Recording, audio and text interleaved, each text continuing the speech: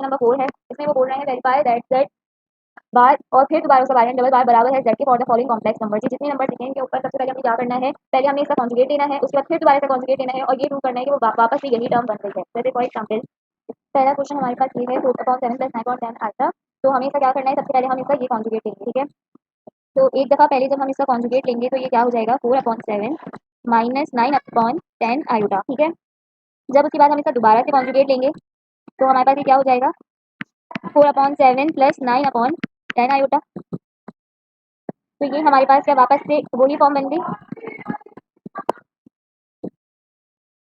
जो हमारी यहाँ पे फॉर्म आई थी, ये सेम टू सेम वही बन गई। हमारे पास क्या था, जेड बार क्या बना है हमारे पास 4/7 + 9/10 आयोटा, और जो जेड था वो हमारे पास क्या था, वो भी यही था 4/7 + 9/10 आयोटा। तो ये क्या हो गया, वेरीफाई हो गया, प्रूफ हो गया, ठीक है। इसके बाद हमारे पास क्वेश्चन नंबर 2 है। क्वेश्चन नंबर 2 कह रहा है -9/11 + 10/9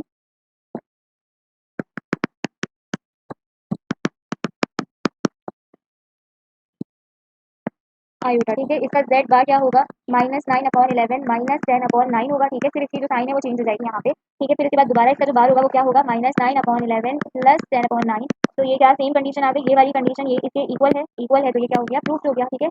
फिर उसके बाद हमारे पास थर्ड है 1/2 - 3 आयोटा। तो पहले इसका अगर मैं बार लूँ तो ये क्या हो जाएगा 1/2 + 3 आयोटा। उसके बाद मैं इसका डबल कॉन्जुगेट दोबारा से कॉन्जुगेट कर दूँ तो ये क्या हो जाएगा -3 आयोटा। ये वाली टर्म इस जेड के बराबर आ गई, ये दोनों इक्वल हैं, तो ये हो गया प्रूफ हो गया, ठीक है। फिर हमारे पास फोर्थ क्वेश्चन है 2 + 3 आयोटा। 2 + 3 आयोटा, ये फोर्थ वन है, जेड बराबर है, तो ये जेड का बार जो मैंने लिया तो ये क्या हो गया 2 - 3 आयोटा, ठीक है।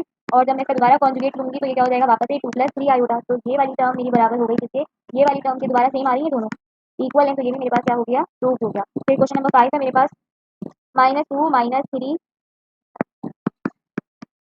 10/9 -10/9 आयोटा, ठीक है। तो सबसे पहले तो हम इसको सिंप्लीफाई करते हैं किस तरीके से, इसको हम दो तरीके से सॉल्व कर सकते हैं। अगर मैं पहले इसी कंडीशन पे लेके इसको सॉल्व करूँ तो मेरा जेड बार क्या हो जाएगा बिना किसी चीज़ को छेड़े हुए, तो ये माइनस की साइन है किसमें चेंज हो जाएगी, प्लस में, और ये क्या हो जाएगा मेरे पास 3 -10/9 आयोटा, ठीक है। और जब मैं इसका दोबारा से बार लूंगी तो ये क्या हो जाएगा -2, 3 वाली साइन चेंज हो जाएगी, तो यानी -3 -10/9 आयोटा के अंदर, ठीक है। बट अब मेरे पास दूसरा तरीका क्या है कि मैं इसको सिंप्लीफाई कर लूँ। अगर मैं इसको सिंप्लीफाई अभी करूँ या बाद में करूँ तभी एक ही बात है। अगर मैं इसे सिंप्लीफाई अभी कर लूँ तो ये हो जाएगा माइनस माइनस प्लस, और 3 मतलब 3 3 9, तो ये हो जाएगा 10/3 आयोटा, ठीक है। ये इस तरह से भी हो सकता है क्योंकि अगर हम इसकी ये कंडीशन देखें, अगर मैं इस चीज़ को सिंप्लीफाई करूँ तो ये मेरे पास क्या बनेगी -2 माइनस माइनस प्लस 3 10/9, 3 मतलब 3 3 9, तो -2 + 10/3 आयोटा, ठीक है ना। ये यही वाली टर्म है, फिर सिंप्लीफाई करके लिखा, और ये भी आंसर हो सकता है और ये भी आंसर हो सकता है सिंप्लीफाई किया हुआ है। दोनों तरीके से अगर हम देखें तो ये एक दूसरे के इक्वल है, तो ये क्या हो गया हमारे पास प्रूफ हो गया, ठीक है। फिर उसके बाद हमारे पास सिक्स क्वेश्चन है 4x + 3 iota Y. Six question है 4x + 3 वाई, ठीक है। तो ये मेरे पास z है। अब मैं इसका बार किस तरीके से ले सकती हूँ, 4x तो एज इट इज आ जाएगा -3 आयोटा वाई, और जब मैं इसका दोबारा से कॉन्जुगेट लूंगी तो क्या हो जाएगा +3 आयोटा वाई। ये वाली टर्म और ये वाली टर्म दोनों इक्वल है, तो क्या हो गया, ये प्रूव हो गया, ये वेरीफाइड हो गया हमारा। तो हमारी ये वाले सारे क्वेश्चन इससे कंप्लीट हो गए।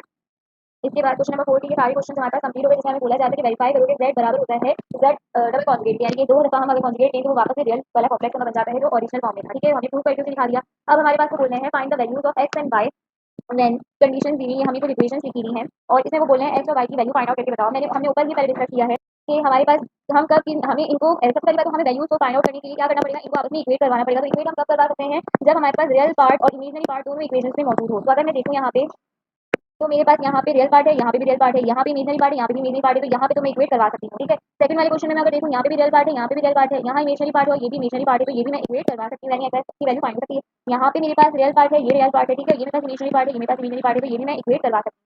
यहाँ पे रियल पार्ट है, यहाँ रियल पार्ट है, यहाँ इमेजिनरी पार्ट है, यहाँ इमेजिनरी पार्ट है, तो ये भी इक्वेट करवा सकती हूँ। यानी मैंने ये तो देख लिया कि भाई ये चारों जो क्वेश्चन हैं उनके अंदर रियल और इमेजिनरी पार्ट दोनों सेम है, तो मैं इनको इक्वेट करवा सकती हूँ। अब मैं सिर्फ एक्स और वाई की वैल्यू को फाइंड आउट करूँगी, ठीक है।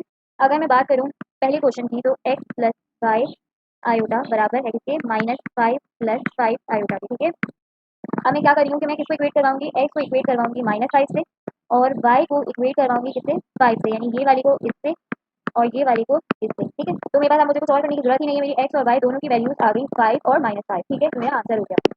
अब आप चाहो तो इसे इस तरह भी लिख सकते हो x, y बराबर है -5, 5 के, या आप ऐसे भी लिख सकते हो x + y आयोटा बराबर है -5 + 5 आयोटा के, ठीक है। ये सब हमारे आंसर्स कंसीडर किए जाएंगे। अच्छा, उसके बाद हमारे पास सेकंड क्वेश्चन कह रहे हैं,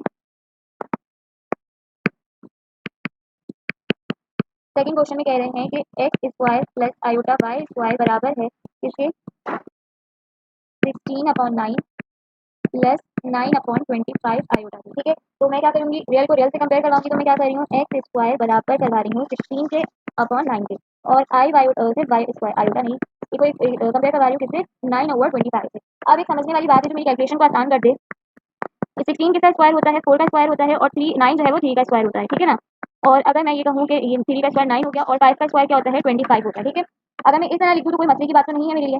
और अगर आपको ये वाली कैलकुलेशन समझ नहीं आ रही तो आप ऐसे भी लिख सकते हैं, बट आप इस तरह की चीज़ों को समझने तो आपके लिए ज़्यादा आसानी है आगे के लिए। अब ये वाला काम करने से मेरे पास क्या आसानी हो जाएगी कि मुझे एक्स की वैल्यू चाहिए, यहाँ एक्स स्क्वायर है, तो मैं क्या करूँगी, रूट ले लूँगी बोथ साइड से। ठीक है, taking root on both side, मैंने taking root on both side लिया, क्यों, क्योंकि मुझे ये वाला स्क्वायर जो था इसको कैंसिल करवाना था, तो इस स्क्वायर से ये रूट कैंसिल हो जाएगा, और मेरा ये जो 16/9 को स्क्वायर की फॉर्म में लाने का मकसद था वो भी ये था कि मैं इसको इस तरह लिख सकती हूँ कि ये 4 का स्क्वायर और ये 3 का स्क्वायर। ठीक है ना, तो ये क्या होगा, कैंसिल हो सकता है मेरे पास, ये मेरा स्क्वायर से रूट कैंसिल हो गया, तो मेरे पास एक्स की क्या वैल्यू आ गई, मेरे पास एक्स की वैल्यू आ गई 4/3। ठीक है, और अगर मैं वाई की बात करूँ तो यहाँ पे भी वाई स्क्वायर है, और मैंने 9/25 को किस तरह लिखा था, 3 का स्क्वायर और 5 का square, taking root on both side, क्योंकि मुझे ये वाला स्क्वायर खत्म करना है, जिस वजह से मैं रूट ले रही हूँ, तो मैं एक तरफ रूट लूंगी तो मुझे दूसरी तरफ भी रूट लाजमी लेना पड़ेगा। ठीक है, तो मैंने इस स्क्वायर से ये रूट कैंसिल किया, ये रूट कैंसिल इससे हो गया, तो मेरे पास वाई की क्या वैल्यू आ गई, वाई की वैल्यू आ गई मेरे पास 3/5। ठीक है, अब अगर आपको कंफ्यूजन हो रही है ये वाली कैलकुलेशन में, तो आप ऐसे भी ले सकते हो कि जब हमने यहाँ लिया था, जैसे मैं यहाँ दिखा दूँ, एक्स स्क्वायर एक्स स्क्वायर था मेरे पास 16/9, तो जब मैं यहाँ रूट ले रही हूँ तो मैं यहाँ पे भी रूट लूंगी, लाजमी सी बात है। अब अगर आपको कोई कंफ्यूजन या प्रॉब्लम हो रही है तो आप क्या करो, इसको कैलकुलेटर में इसकी वैल्यू डाल दो। अगर आपको कंफ्यूजन होगी तो आप इसको कैलकुलेटर में वैल्यू डालोगे, तब भी आपका आंसर जो है वो कैलकुलेटर 4/3 करके देगा। बट ये इस तरह की कैलकुलेशन के 16 का स्क्वायर हो सकता है, या इस 9 का 3 का स्क्वायर 9 हो सकता है, इस तरह की कैलकुलेशन आपके लिए आगे जाके भी बहुत बेनिफिशियल होगी, तो बेहतर होगा कि आप इस तरीके से इसको सॉल्व करना करो तो ज़्यादा अच्छा होगा। फिर अच्छा, अब उसके बाद हम इसको आंसर की फॉर्म में कितना लिखेंगे, या तो हम ऐसे लिख सकते हैं, एक्स वाई बराबर हो गया 4/3 के, या फिर आप ऐसे लिख सकते हो, एक्स प्लस वाई आयोटा बराबर है हमारे पास 4/3 प्लस 3/5 आयोटा की। ठीक है, आंसर। फिर हमारे पास क्वेश्चन नंबर 3 है, इसको मैं थोड़ा सा इरेज कर, इसको थोड़ा सा आगे करना पड़ेगा इसको। उसके बाद हमारे पास क्वेश्चन नंबर 3 है, y square plus x upon 3 iota is equals to 121 minus 9/5 iota. तो हम क्या करेंगे, रियल को रियल से कंपेयर करवा लेंगे, यानी वाई स्क्वायर इक्वल्स टू 121, और जो एक्स अपॉन 3 है उसे हम किससे कंपेयर कराएंगे, इमेजिनरी पार्ट से, यानी कि -9/5, 9/5 से। ठीक है, क्योंकि ये इमेजिनरी नंबर है।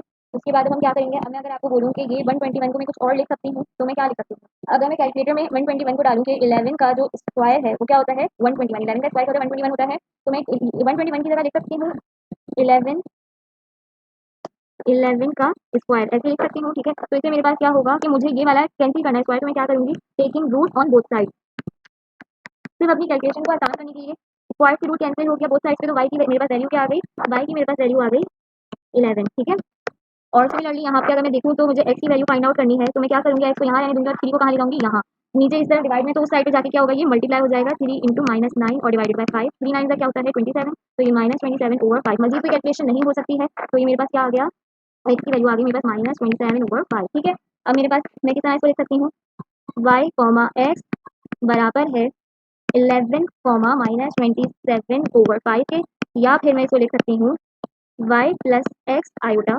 अब मैं वाई पहले क्यों लिखी हूँ, क्योंकि मेरे पास वाई जो है वो रियल नंबर के साथ था, सही है ना, इसलिए एक्स और वाई से कुछ फर्क नहीं पड़ता कि एक्स रहना चाहिए, क्योंकि वाई मेरे पास पहले था, तो इसीलिए रियल नंबर था, तो मैंने पहले इसको लिखा, और फिर मैं लिख रही हूँ 11 -27/5 आयोटा, या वैसे भी लिख सकते हो 11 प्लस -27/5 आयोटा, एक ही बात है, इतना भी लिख लो तो एक ही बात है, तो ये क्या हो गया मेरे पास आंसर। ठीक है, मैं इसको थोड़ा सा पीछे से नहीं करती हूँ, या इस साइड पे आगे आती हूँ। उसके बाद क्वेश्चन नंबर 4 है, लास्ट क्वेश्चन। क्वेश्चन नंबर 2 हमारे पास है, सॉरी क्वेश्चन नंबर 4 हमारे पास लास्ट है, 5/3x माइनस 3/2 √2 बाय आयोटा, और बाकी सारी चीजें लिखी है। अब हम क्या करेंगे, मैं सिंपली ये रियल पार्ट है, ये भी रियल पार्ट है, इसको आपस में क्या करवाऊंगी, कंपेयर करवाऊंगी, और ये इमेजनरी पार्ट है और ये इमेजनरी पार्ट, इनको आपस में कंपेयर कराएंगे, जैसे हमने प्रीवियसली करवाया। ठीक हो गया, तो मेरे पास ये क्या है, √5/3x बराबर है किसके, सिर्फ √3/√2। ठीक है, और y को मैं किससे कंपेयर करवा रही हूँ, सॉरी -3/√2, y को मैं कंपेयर करवा रही हूँ इससे 2√2/9। ठीक है, अब मेरे पास क्या होगा, मैं इसको थोड़ा किसी और जगह पे लिखूँ, यहाँ पे ये पेन थोड़ा चलने में प्रॉब्लम कर रहा है। एक्स को मैंने इस तरह से लिख लिया, और तो मैंने यहाँ पे क्या करवाया, इसको कंपेयर करवा रही हूँ। अब मैं क्या करूँगी, एक्स को खाली यहाँ रखूँगी क्योंकि मुझे एक्स की वैल्यू निकालनी है, और बाकी मैं ये 3 और 5 को इस साइड पे ले आऊँगी। जब मैं यहाँ लाऊंगी तो ये 3 डिवाइड था तो मल्टीप्लाई में आ जाएगा, और 5 जो था वो ऊपर था और ये नीचे आ जाएगा, और ये मल्टीप्लाई किससे हो रहा है, 6√3/2 से। ठीक है, और जो हमारे पास वाई वाला था, वाई में भी सेम काम करेंगे, वाई तरफ रहने देंगे, बाकी सारी चीज़ों तरफ ले आएंगे, तो ये क्या हो जाएगा √2/-3 इंटू 2√2/9। ठीक है, अब इसको सिंप्लीफाई कर लेंगे हम, तो ये क्या हो जाएगा, अब मैं इसे अगर सिंप्लीफाई करूँ तो मेरे पास क्या हो जाएगा, 3 6 क्या हो जाएगा 18, 3 6 18 और ये √3 नीचे 2 है और √5 है। ठीक है, 2 1 2 2 9 18, तो ये मेरे पास मजीद सिंप्लीफाई होकर क्या आंसर आ गया 9√3/√5। ठीक है, एक्स की वैल्यू आ गई मेरे पास। बल्कि हम सॉरी, यहाँ पे ये 2 के ऊपर भी रूट था, मैं 2 पे रूट लिखना भूल गई, मैं इसको पहले इरेज कर देती हूँ, मैं इसकी कैलकुलेशन दोबारा से लिख देती हूँ। मैं इसका जो 2 के ऊपर जो रूट था ना वो मैं लिखना भूल गई, मुझे पता नहीं चला, मैंने ऐसे ही लिख दिया, तो मैं इसको दोबारा से लिख देती हूँ। तो मेरे पास क्या है यहाँ पे इसके ऊपर 2 के ऊपर ये रूट है। ठीक है, तो मेरे पास एक्स की वैल्यू क्या आ गई, ये 3 6 क्या हो गया 18 हो गया, बाकी √3/√5 इंटू √2 हो गया। और जो इस तरह रूट लिखे हुए होते हैं ये आपस में एक दूसरे से मल्टीप्लाई हो सकते हैं, तो ये हो गया 5 2 10, तो ये मेरे पास हो गया √10। ये मेरे पास एक्स की वैल्यू निकल आई। ठीक है, फिर उसके बाद मैं वाई की तरफ जाती हूँ, वाई में मैंने सारी वैल्यू सही पुट की है, -3 और 2 और 9। ठीक है, वाई बराबर हो गया, क्या हो जाएगा मेरे पास नीचे वाली जो कंडीशन है वो क्या हो जाएगी, पहले तो 27 3 9 क्या होता है 27 माइनस, अब यहाँ को यहाँ एक बार पूरी टर्म से वो माइनस है। ठीक है, और 2 इस तरह से बाहर आ गया, और √2 क्या हो गया 2 का स्क्वायर हो गया। ठीक है, या फिर अगर आपकी आसान जबान में कहूँ तो मैं इसको क्या लिख सकती हूँ 2 2 4। ठीक है, तब भी मैं इसको क्या कह सकती हूँ √2 का स्क्वायर। ठीक है, तो ये स्क्वायर से स्क्वायर कैंसिल हो जाएगा, तो मेरे पास वाई की वैल्यू क्या बनेगी, वाई की वैल्यू बनी -2, तो पहले से बाहर था और ये 2 आ गया और नीचे 27, तो ये मेरे पास आंसर आ गया y बराबर है -4/27 के। ठीक है, ये वाली कैलकुलेशन मैं फिर दोबारा बता देती हूँ, ये था 2। ठीक है, 2 ये वाला 2 था बाहर आ गया, फिर था मेरे पास √2 इंटू √2, इन दोनों रूट को मैं आपस में मल्टीप्लाई कर सकती हूँ, तो मैंने इसको क्या लिख दिया √4। ठीक है, 2 2 4। अब मैं इसको और किस तरीके से लिख सकती हूँ 2 का स्क्वायर, तो ये स्क्वायर से ये रूट कैंसिल हो गया, तो मेरे पास आंसर क्या बचा 2। तो इस वजह से ये -2 पहले और ये 2 से ये वाला जो 2 रूट से निकल के आया था। ठीक है, तो अब मैं अपना आंसर किस तरीके से लिखूंगी, x, y बराबर हो गया मेरे पास इसके 18√3/10, -4/27 के। ठीक है, ये भी आंसर है। और हम दूसरे तरीके से किस तरह लिख सकते हैं, x प्लस वाई आयोटा बराबर है 18√3/10 के, -4/27 आयोटा के। ठीक है, हम ये भी आंसर लिख सकते हैं, दोनों आंसर है हमारे पास। अब क्वेश्चन नंबर 5 कंप्लीट हो चुका है, और मेरे ख्याल में आगे के कोई क्वेश्चन हमारे पास है नहीं। ये हमारे पास क्वेश्चन नंबर 5 तक इसके कंप्लीट हो चुके हैं। एक्सरसाइज 1.5 हमारे पास कंप्लीट हो चुकी है। इसके अंदर हमने कौन कौन सी चीज़ें पढ़ी हैं, इसके अंदर हमने पढ़ा है, इसके अंदर एक टॉपिक हमने पढ़ा है कि कॉम्प्लेक्स नंबर क्या होता है। ठीक है, कॉम्प्लेक्स नंबर हमने देख लिया, कॉम्प्लेक्स नंबर क्या होता है, z equals to a plus b iota, या फिर z equals to a minus b iota. एक चीज़ हमने ये पढ़ ली। सेकंड हमने इसके अंदर क्या पढ़ा है, हम कॉन्जुगेट कैसे लेते हैं, कॉन्जुगेट हम कैसे लेते हैं, अगर ये z है तो और ये a प्लस b है, तो इसका जो कॉन्जुगेट होगा वो क्या होगा, यानी से बाहर आ जाएगा, तो सिर्फ और सिर्फ इमेजनरी पार्ट की साइन चेंज हो जाएगी। सिमिलरली इसी तरीके से अगर इस तरह लिखा है तो कॉन्जुगेट हो गया a प्लस बी आयोटा हो गया, कि सिर्फ और सिर्फ ये वाली साइन चेंज होगी। ठीक है ना, इमेजनरी पार्ट की साइन। उसके बाद तीसरा हमने ये पढ़ा था कि अगर हम किसी एक कॉम्प्लेक्स नंबर का डबल कॉन्जुगेट यानी 2 दफा उसका कॉन्जुगेट लें तो वो वापस क्या हो जाता है, हमारे पास सेम वही नंबर आ जाता है। ठीक है, इसके अलावा हमने ये पढ़ा कि ऑर्डर पेयर से हम कैसे उसे क्या कहते हैं a प्लस बी आयोटा की फॉर्म में कैसे लाते हैं। अगर हमारे पास a कॉमा बी लिखा है तो हम उसे a प्लस बी आयोटा लिख कैसे लिखते हैं। ठीक है, और ये हमने पढ़ा है। तो और इसके अलावा हमने क्या पढ़ा है, equality of two complex number. ठीक है, यानी कि अगर यहाँ पे a प्लस बी आयोटा है z1 में, तो z2 के पास भी हमारे पास सेम यही चीज़ हो, यानी अगर यहाँ रियल नंबर है तो यहाँ भी रियल पार्ट होना चाहिए, और यहाँ इमेजनरी है तो यहाँ पे भी इमेजनरी पार्ट होना चाहिए। और इसके अलावा हमने पढ़ा कि ये जो है ये हमारा रियल पार्ट होता है, और ये जो होता है ये हमारा इमेजनरी पार्ट होता है। तो आई होप कि आप इसको एक्सरसाइज 1.5 समझ आई होगी, और इस कॉम्प्लेक्स नंबर के कॉन्सेप्ट समझ आई होगी। इसके बाद हम इंशाल्लाह एक्सरसाइज 1.6 करेंगे, जिसके अंदर हम कॉम्प्लेक्स नंबर के ऊपर जो हमारी बेसिक ऑपरेशन होते हैं हम वो कवर करेंगे। आई होप आपको समझ आई होगी। अगर आपको कोई भी कोई क्वेरी है तो आप पूछ सकते हैं। थैंक यू, अल्लाह हाफ़िज़।